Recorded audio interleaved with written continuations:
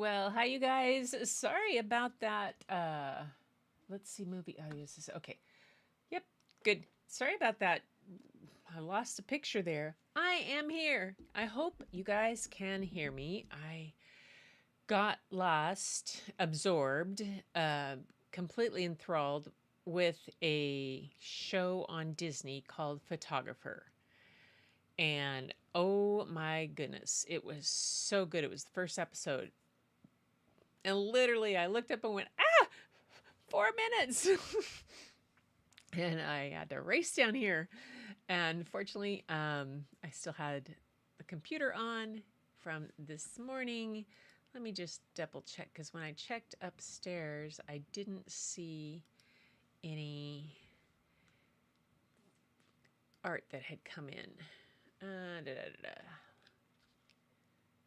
me just check. Live art filter. Sender contain. Nope, not there. Do it right, Gretchen. Subject contains. Nope, nope, nope, nope, nope, nope, nope. Nothing today. Today is the. Let's see. Yep. Okay. Nope. Nothing for tonight. Cool. All right. That's fine. We will go. I have one little thing to show you guys, but that's fine. Let's say hi to everybody first. Check in. Hey, Linda's here. Welcome. Story librarian and tour guide. Kind of like that. Fatima's here. Hi, Travel Dreamer 46. I'm sure that there's probably a story behind that. Susan is here with SJ Pouring Color. Let's see. I saw some of you guys on some shows. Lupe's here. Yay!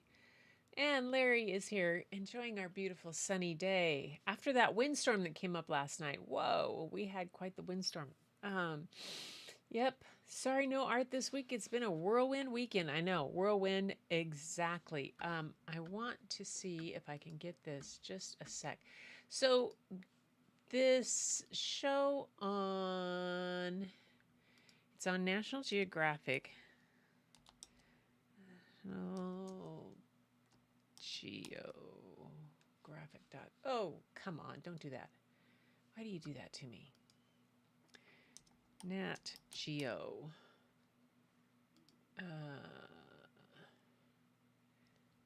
Nat Geo. Oops. Stop. It's coming in my ears. Pause. There. Oh, okay. I'm going to pull this up. I don't want this. Okay, go that. I'm just going to get this link for you guys. Copy. Oops. Copy. And then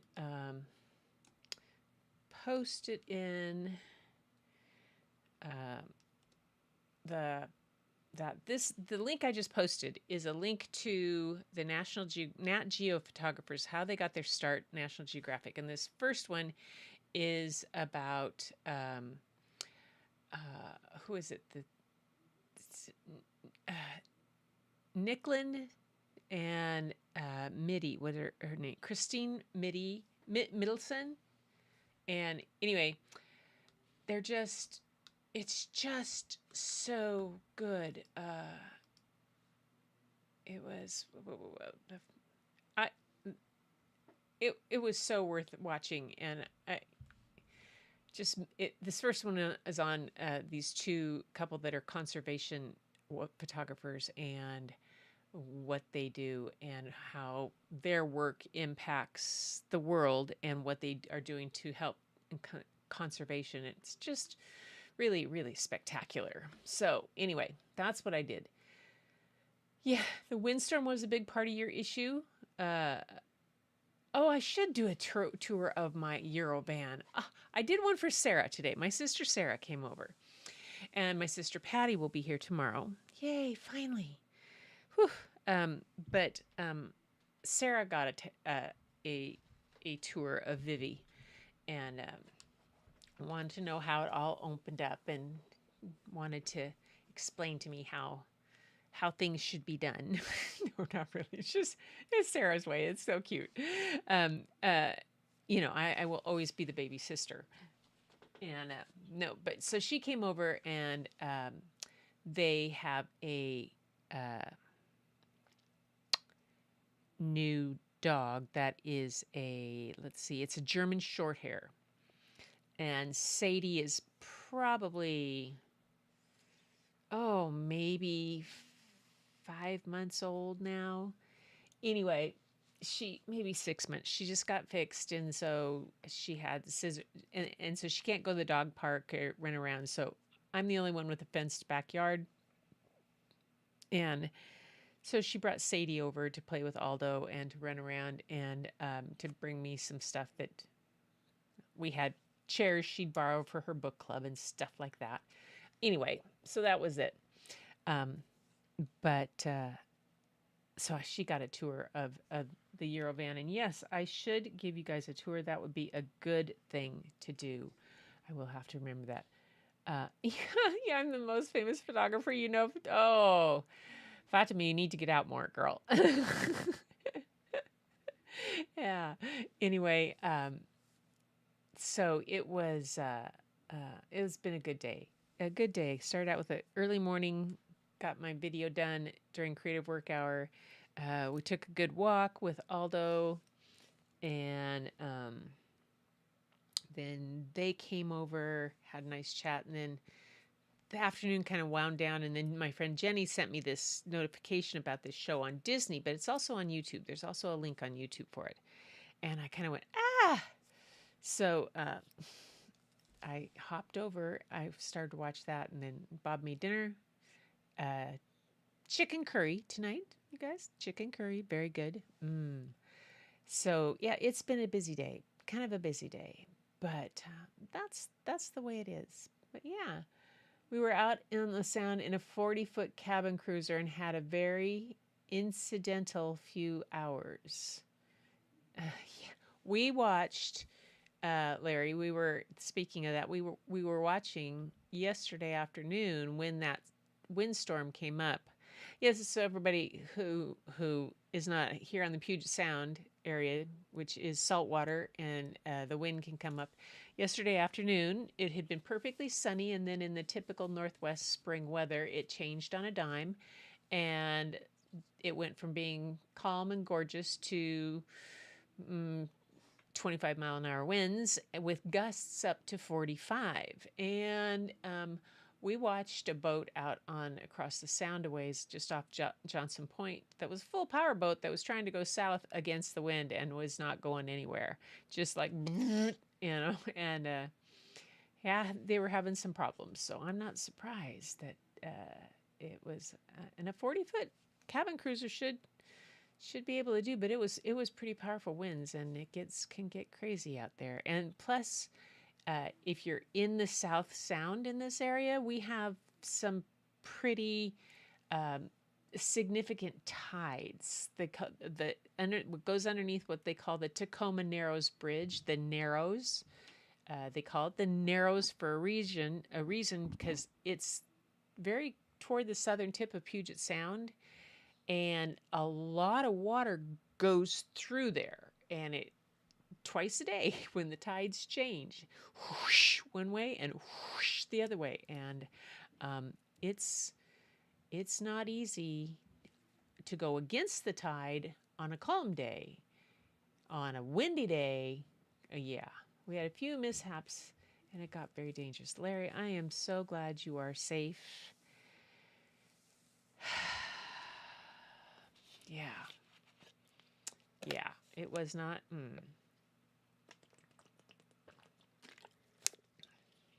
That is always a rough time to do.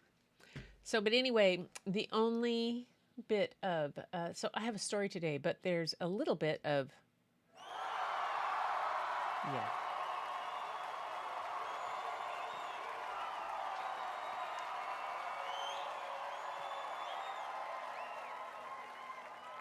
Okay, so if I can get this, the only bit of show and tell today is from me. And let me get my keyboard off. And so I finally, for the very first time, decided to paint on a canvas. And I was using, gosh, what was I using? Oh, I was using some, what did I use?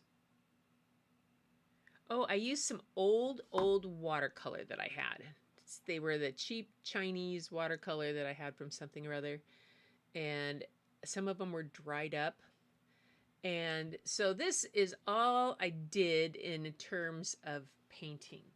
Now, in terms of doodling, I got well and crazy distracted with doodles, doing all kinds of like Scottish Highland cows and crazy stuff like that. But I'd never painted on a canvas before. So I slopped it on there, and that's my first attempt of painting on a canvas. Sorry, it's going back and forth, but I forgot to put my phone in my overhead camera. Ah, thanks. Yeah, the brush strokes, what I was trying, you, me likey. I went for just, well, okay, quite honestly, let me be a little upfront here about it. Quite honestly, the reason that it's those colors is because some of the paint was so dried up that those were the only colors I could get out of the tube. So I got a green and an orange and a blue, and then I had some white. Yeah, so that's what I did. Well, that's it. Me painting on a canvas for the first time. Yay. All right. Turn this back around. Nope, this is going to be here. Yeah, for me reading. Yeah, we'll see how that works out for me reading, if it gets it. Okay.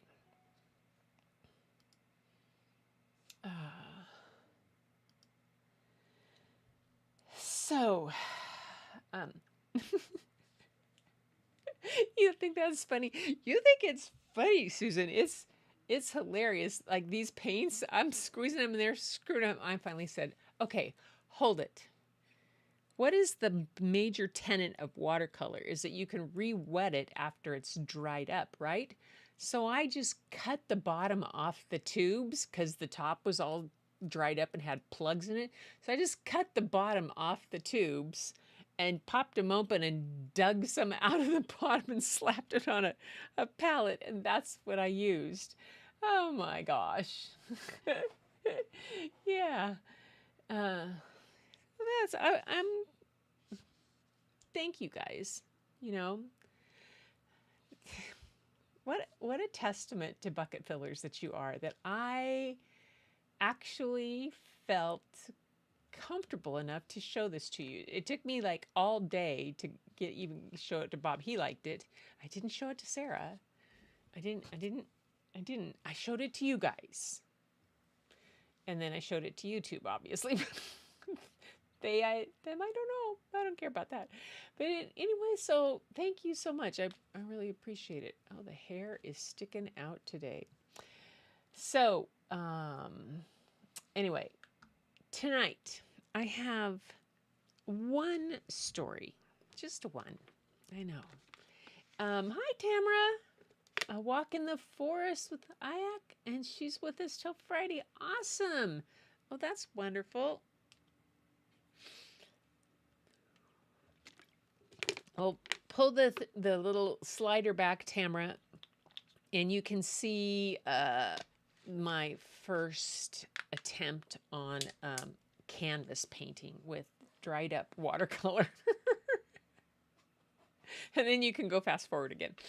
Anyway, so tonight I have one book. It's a little bit longer picture book, a little more detailed, but it had some more details behind it that I wanted to share, that the author talked about at the end about her. It's another book by Jane Yolen, and it's always one of those things when you go to look for someone who has written 414 books and what you can find. But this book is one that I think you'll like. And so the illustrator is Wendell. Um,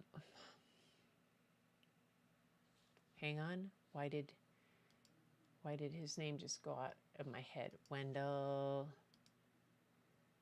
Minor. That's right. Wendell Minor. Um, so um, Wendell Minor, let me go to this page to get the right. There you go. So he has created for over 60 award-winning children's books.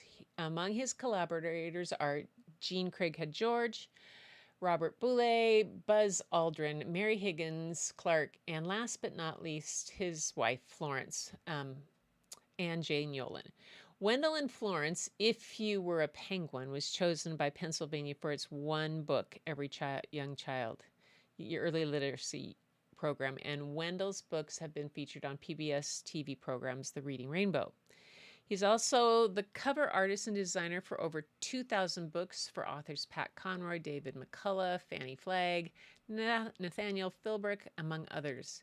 His portrait of Truman by David McCullough is in the permanent collection of the Smithsonian.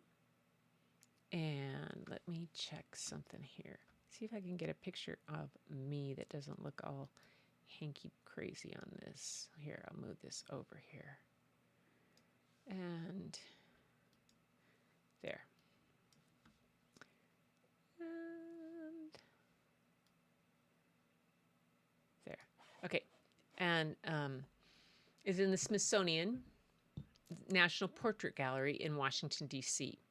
Following a career as a documentary film editor for ABC's News in New York, Florence found a second and equally fulfilling career in publishing after she and Wendell moved to Connecticut. So that's about Florence and Wendell. Some of their other books, I was welcome to Wendell Minor's website. Children's books that he's done: The Great Zombie Pumpkin Parade, Smitten with Kittens, Pumpkinhead's Crowbar, Breaking Waves.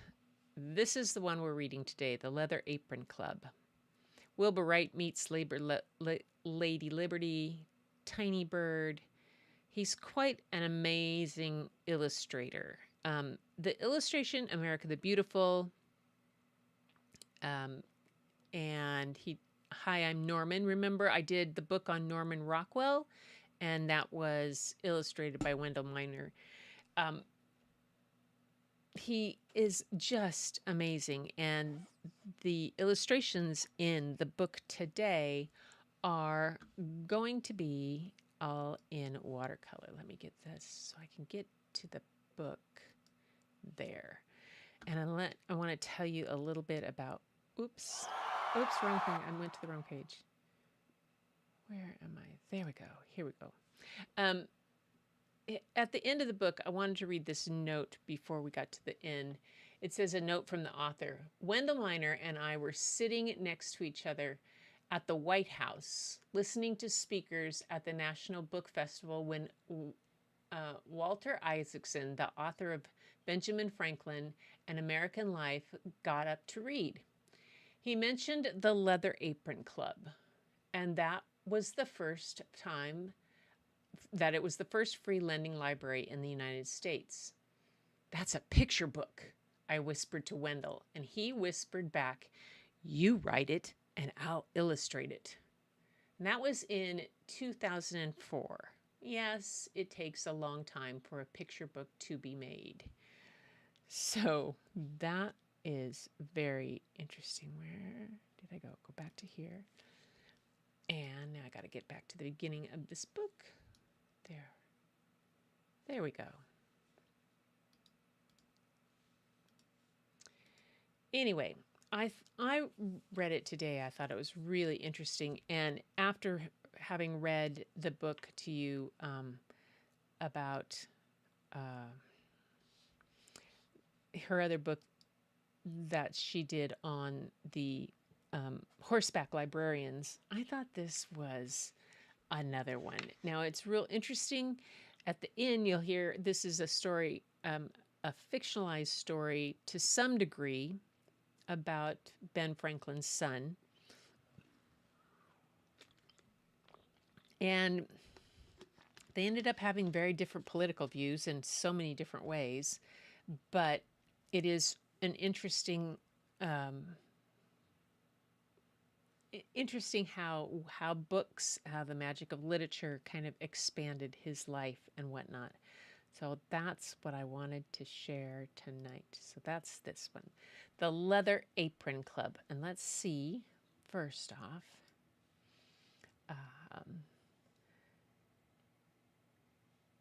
let's see, Larry and Angie, is there? Tamara, is everybody saying hi to Tamara? And we left at 7:30. Oh my goodness, that's a long one. So here we are with the Leather Apron Club. Benjamin Franklin, his son Billy, and America's first circulating library. About strange capitalizations in this book, it says. The Cambridge Encyclopedia of the English Language discusses the growth of a standard mode of capitalization in English. John Hart, who lived in 16th century England, was an English educator best known as a spelling reformer. According to the encyclopedia, Hart recommended his readers to use capital letter at the beginning of every sentence, proper name, and important common noun. By the next century, the practice had extended to titles, sir, lady, forms of address, father, misters, and personified nouns, nature. Emphasized words and phrases would also attract a capital. By the beginning of the 18th century, this practice was extended still further, and it was not long before some writers began using a capital for any noun that they felt to be important. They obviously didn't know about shouting in capital letters on emails. When we meet Billy, he is neither well educated nor a grammarian, so his capitalizations are mostly for things that interest him, like kites, books, cider, and cake. Year of our Lord, 1739. My name is William Franklin. My family calls me Billy. Pappy calls me Good Boy when I help him in the print shop, which is on the ground floor of our house in Philadelphia. Mama shakes a finger at me and scolds. She always scolds, whatever I do, and her scolds are hot enough to blister the skin, especially in the morning when Pappy and I eat our bread and milk porridge in our 2-penny bowls. She continues scolding the whole day through. Pappy says it's a wonder her finger doesn't fall off with all that scolding. I am 8 years old, which is old enough to help Pappy. He was an apprentice at my age, working in his brother Boston's print shop. Pappy is famous Ben Franklin, who has written the best-known book in all of Philadelphia, printed on his own press, Poor Richard's Almanac. It is full of sayings to make people wise, though, if you ask me, I think it's a little boring. Poor Richard makes remarks like this: "An egg today is better than a hen tomorrow." Well, maybe that is not so boring. I shall heed the advice and stop work today rather than wait for tomorrow to run off with my cousin James to play. We have a print shop in our house. I find James at work with Mama under her scolding gaze.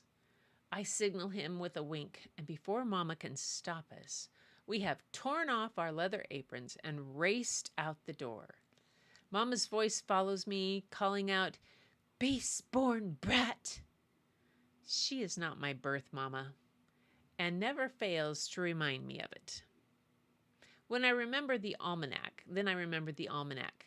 Blame All and praise, all are two blockheads. Whoever is blamed, whoever the blockhead, I neither know nor care.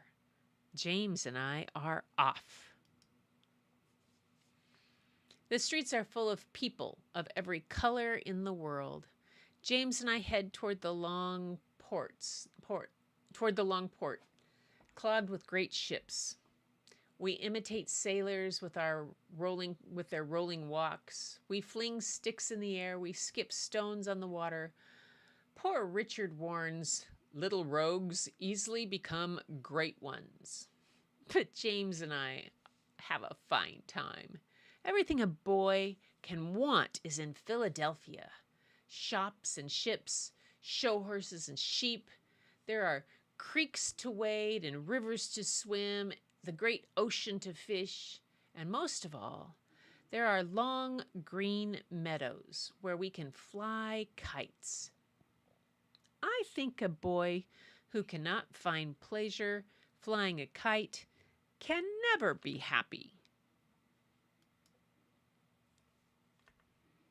The shops open before sunrise and do not shut again till sunset. Many shopkeepers are Pappy's good friends, and they never fail to offer a treat. After fishing and swimming and skipping stones and flying kites, James and I stop for many a sweet cake and cider. As poor Richard advises, he that waits upon fortune is never sure of a dinner.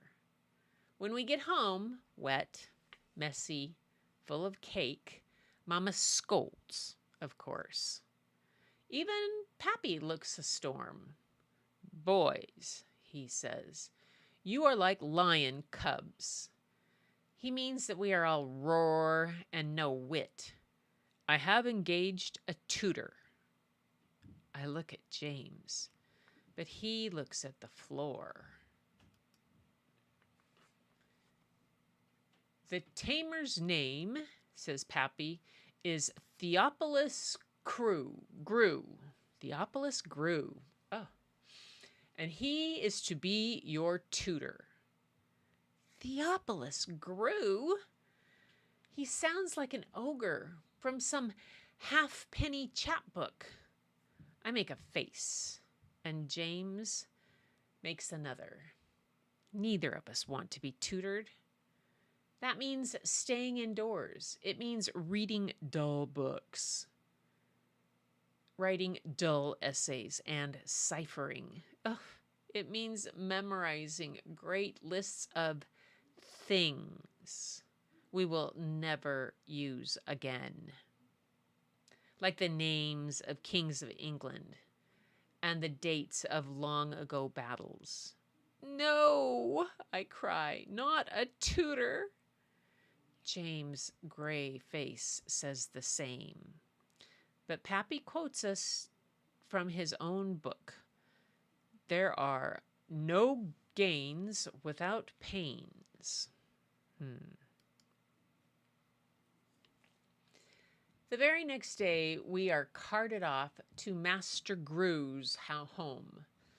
We learn mathematics and history, Latin and grammar.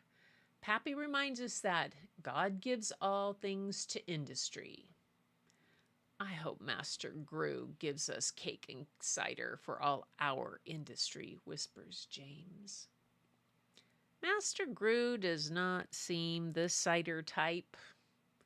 Does not seem the cake type, even less the cider. His house is full of books, paper, inkstands, pens, maps, and charts hang on every wall. Everything seems too hot, too close, as if ideas make their own heat. This will not work, I think. And I remember poor Richard. If you'd have a servant that you like, serve yourself. I look out the window, thinking how well it would serve us if I could plot our escape. Master Gru is both tutor and tamer, with willful gray hair and eyes dark as and sharp as a crow's. He picks up a book from a big pile and begins to translate from the Greek. Sing, muse, sing of wily Odysseus, his ship driven again and again off course after he plundered the hallowed heights of the great city of Troy. His voice is deep. I begin to see pictures in my head. Ships sailing a wine-dark sea, the gray-eyed goddess Athena, the shattered towers of Troy. I am bespelled. But about 100 lines in, James begins to snore. For a moment, Master Gru falters. Go on, I urge, go on. I am enchanted. As if Circe, the witch in the story, has changed me into someone else. All through the next week, Master Gru reads to us. James fidgets and naps, but I'm so enthralled that when Master Gru stops, I begin to read the book myself. Pappy has one at home in good common English. I tell Pappy and Mama about the story. Mama sniffs at Pappy, saying, "He is the spit of you," as if that's a bad thing. Pappy laughs. When you are done, Billy, I have a book about the battle in Troy. I look around. Here? I ask. In the Leather Apron Library, he says. I can hardly breathe. I have never been to the Leather Apron Club, though I have heard of it. Indeed, all of Philadelphia has. I think of the words of Poor Richard. Diligence is the mother of good luck. And what good luck is it that I have such a father? The very next evening, Pappy and I go to the little house that the Leather Apron Club rents. When we walk in, I stand still for a moment. So many books line the walls.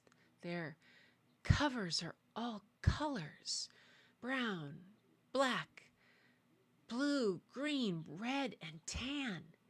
They smell of stories, at once musty and new. I count at least 100 books. I've never seen so many books in one place. Pappy, I say, taking a deep breath. It is.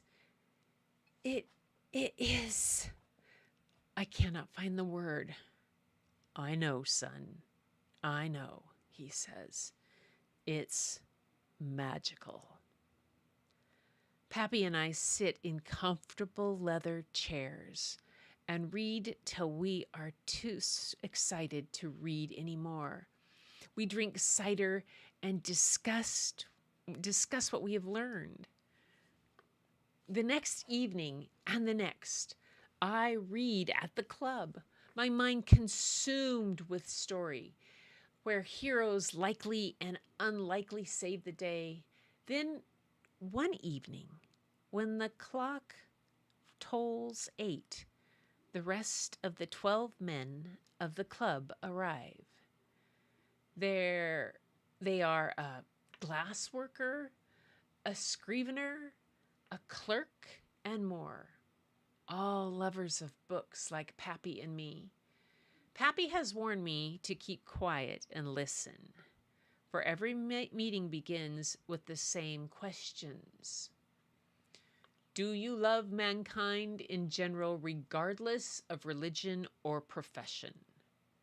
In my head, I answer, I think so. Do you love and pursue truth for its own sake? I will try to. There are more questions, all hard ones. Poor Richard knows that. The noblest question in the world is, what good may I do in it? I consider carefully and reply in my mind, thinking of something Pappy often says: do more. The men debate politics and history and books. They drink cider, eat cake, and debate more: mathematics and geography and finance.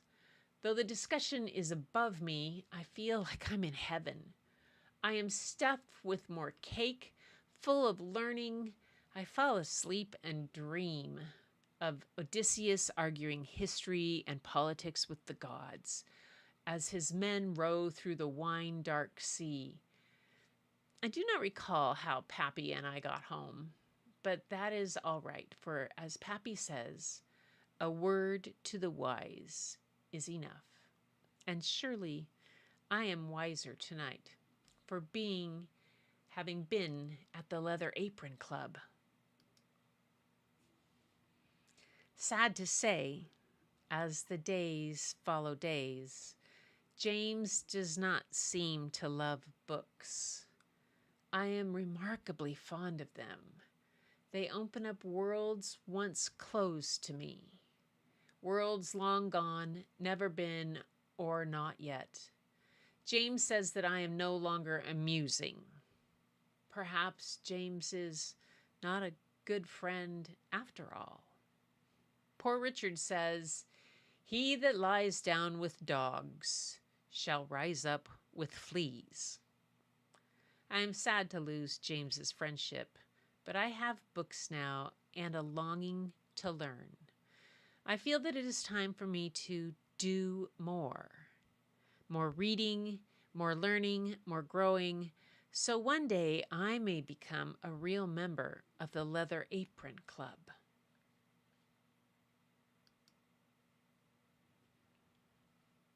Pretty cool. I'm just checking what you guys are saying. Sailing back in the day.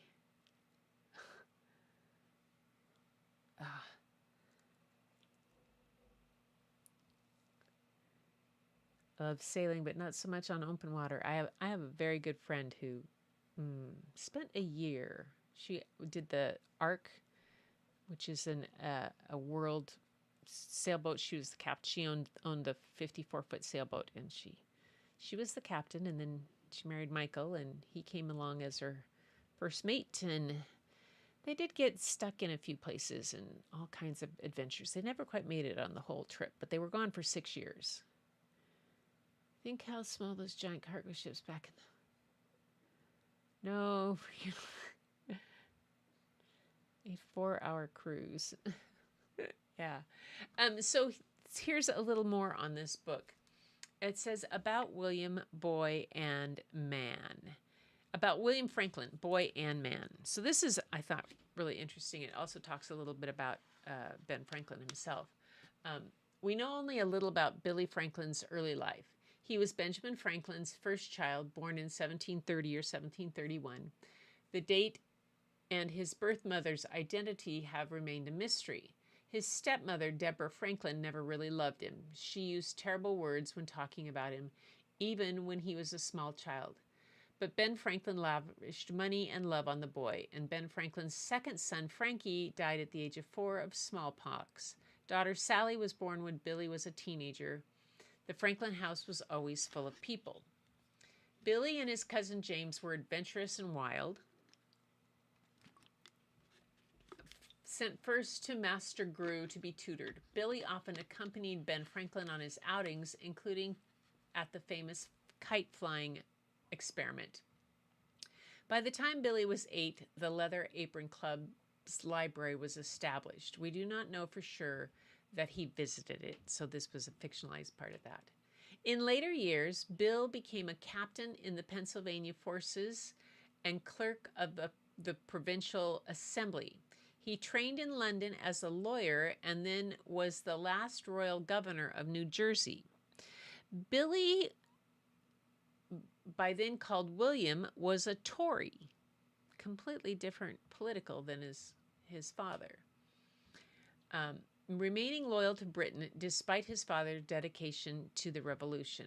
In 1776, William was declared an enemy of the country and arrested for aiding the British. He remained under guard in Connecticut for 2 years. Eventually, he was let go, and he helped form the Associated Loyalists, who launched guerrilla attacks on Americans. In 1782, William sailed for England, where he lived on an English government pension, perhaps because he'd been a spy. William did not see his father again until 1785 in England, when William's son, William Temple Franklin, accompanied his grandfather, Benjamin, to Paris as his secretary. Both Billy and Benjamin were saddened at the loss of their relationship, but it was never mended. And then about the Leather Apron Club. The Leather Apron Club, also known as the Junto Club, began in 1727 when 12 friends began meeting weekly to discuss issues of morality, philosophy, and politics. They pooled their few books and put them in one place so all could enjoy them. A few years later, they took subscriptions to the growing library, and with the money they bought more books. Soon anyone could read at the club, though only true subscribers could take a book home. The club lasted for 40 years. Ben Franklin called the Leather Apron Club the best school of philosophy, morality, and politics that ever existed in the province. By 1742, the Library Company of Philadelphia, as it was then known, had grown to more than 300 volumes. In 1773, it ran out of space and moved to the second floor of the building where the Continental Congress would meet the following year. Wow. By 1789, they began constructing a building to house the collection. Today, the Library Company on Locust Street in Philadelphia houses many of the books in the club's original collection, including Homer's The Odyssey. Whoa. Now, this was interesting about Benjamin Franklin and slavery. Though Benjamin Franklin contributed much to modern society, it is important to note that he shared the belief common at the time that black people were inferior to white Europeans. He himself had 2 enslaved men, George and King, who lived on the family house. They worked both in the print room and the shop. Additionally, Franklin's newspaper, the Pennsylvania Gazette, often ran notices involving the sale or purchase of enslaved people. Franklin's beliefs on the subject were challenged later in life and began to evolve. Yay, people do change. As a result, he eventually became president of an abolitionist group, the Society for Promoting the Abolition of Slavery and the Relief of Negroes Unlawfully Held in Bondage. Quite the turnaround. And then Poor Richard's Almanac. How many of you guys had a Poor Richard's Almanac in your house growing up? I mean, I did. My mom had it. Oh my gosh. I think she quoted out of that thing all the time. Franklin's famous book, Poor Richard's Almanac, was written and printed by Benjamin Franklin from 1733 to 1758. Today we write its name without the final K. An almanac is a book published every year that contains facts about weather, astronomy, and other general information. Franklin did not invent the form, but he invented the author, the imaginary Richard Saunders. It was the most successful almanac of the century. Many people quoted Poor Richard, who was both a wit and a sage. He commented on everything from the political to the practical and about how to live a proper and full life. Probably the most quoted saying from the book is from the 1735 edition. Early to bed and early to rise makes a man healthy, wealthy, and wise. Oh, yes. Heard that one so much. And that's the story by Jane Yolen. Yep. And the paintings are done in watercolor. And I just thought that, come on, go back a page.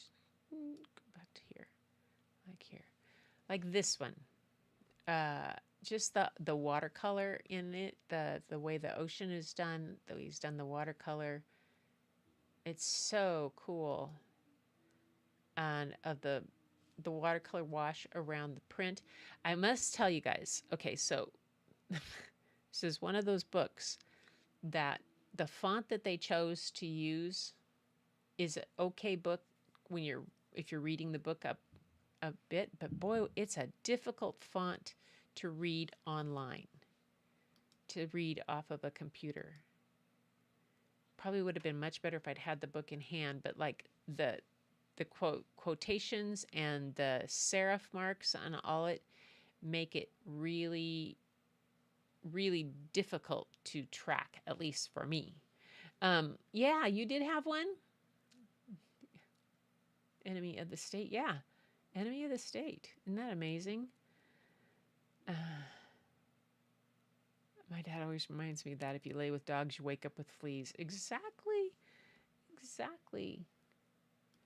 I can just remember so many of the quotes from that my mom would, all the kind of things. I'm sure a bunch of her little ditties that she said all the time probably came from that. Okay, so anyway, I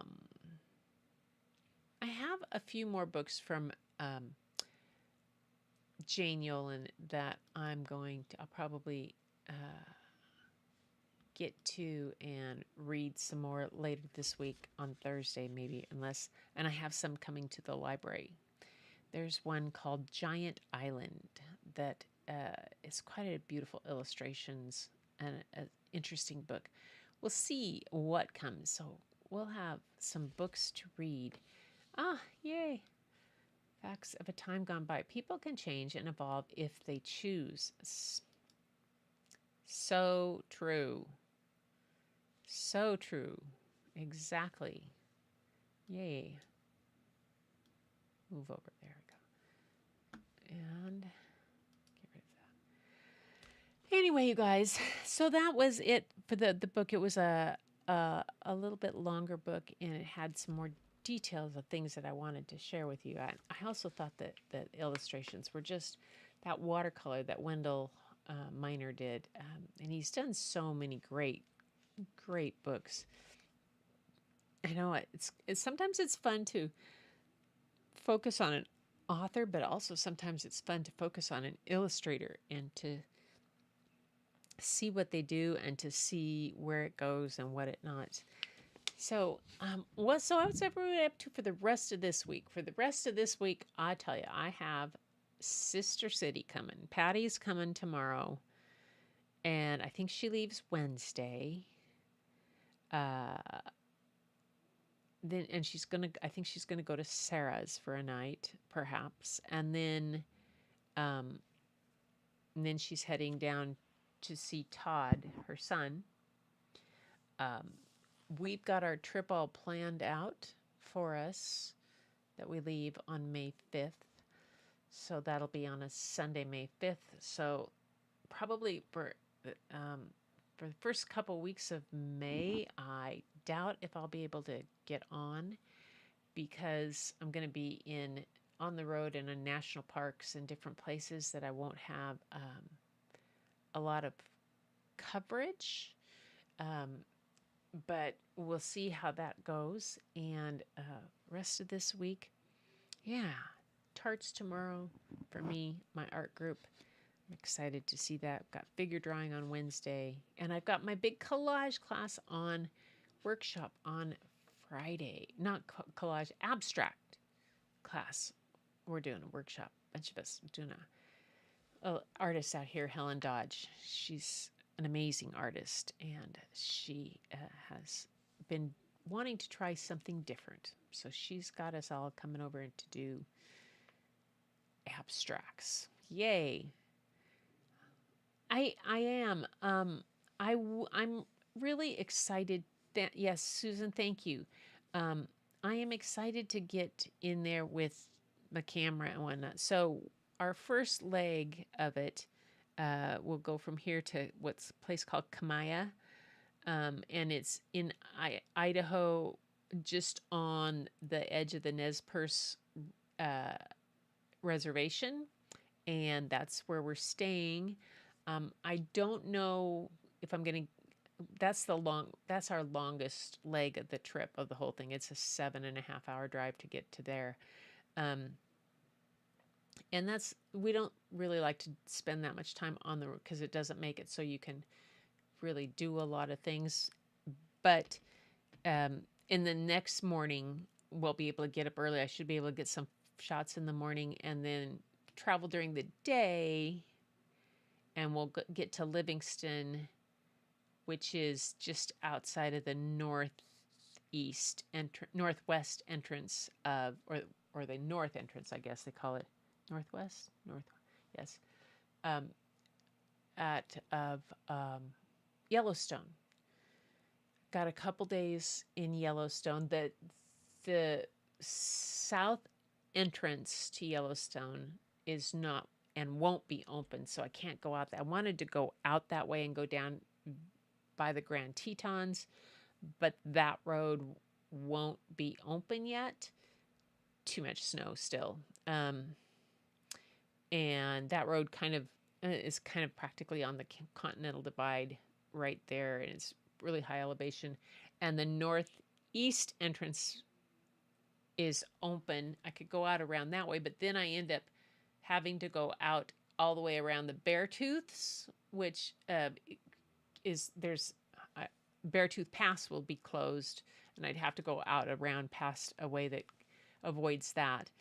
So I'm going out the east entrance, which is supposed to be open by the 3rd of May, which keep your fingers crossed. Otherwise, I'm making all kinds of tracks. But it'll be nice because that time of year in Yellowstone, if I can get there when the roads are just, and I know I can track when I know they're opening, and other people don't know that things are open because it says we got a campground in Yellowstone at Madison Campground only because Bob has an alert on his phone that the roads opened and they were there. And so the road opened and Madison Campground opened when the road opened. They got it open on the day they expected to, on the 15th, and we grabbed a campsite.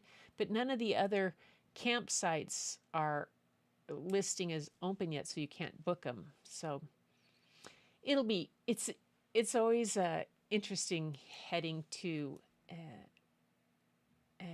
Yellowstone because it's like its own. It has its own weather climate. It has its own climate, all within this 4 million acres of Yellowstone National Park. It's literally, it completely has its own climate, and it can change from the west side to the east side and the north to the south. Completely different. You can have completely different things. You would think that you were in the worst blizzard snow, and then that you cross to another place and you're in like 60 degrees. But 20 miles away it is, or 50 miles away, it's storming. It's crazy. It's beautiful. Yes, I will. It will be, we drove to Glacier in Montana. The pass had just opened the week we were there last week in June. Yes. Yeah. The Road to the Sun is on my list. It is going up to Lake McDonald and getting over the Road to the Sun. That was that's a hard one to do.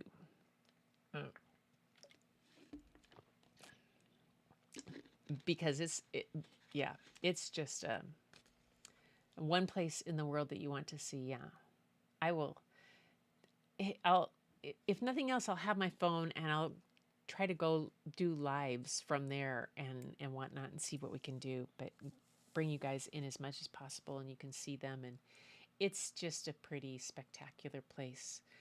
And then we'll head down through Cody over Rollins down to Grand Junction, Colorado, and then to Monument Valley in Utah, and then down to Phoenix. And whoo-hoo, be there for a bit. So by the time I get to Phoenix, I should be able to do shows again with Layla. Yes. All right, you guys, that's it. Story and art tonight. Not a lot of art, not a lot of story, but a lot of babbling on my part. But it's nice to be here. What is this? Is it this week's later on this week is something like bucket list day or something like that? And I thought, no, I got a bucket filler brigade. I need to put things on a bucket list. I got these guys. So anyway, you guys, everybody, I will see you. Today's Sunday. See you Thursday with more story and art. Be exciting to be back, and everybody have a really wonderful week. It's turning out it's gonna be a good one. I'm excited to see my sister and do a lot of stuff, get things done and get things going. So everybody, until next time, keep looking for the beauty hidden in plain sight. It's all around you. But the first place you'll find it is when you go look in the mirror. See you Thursday.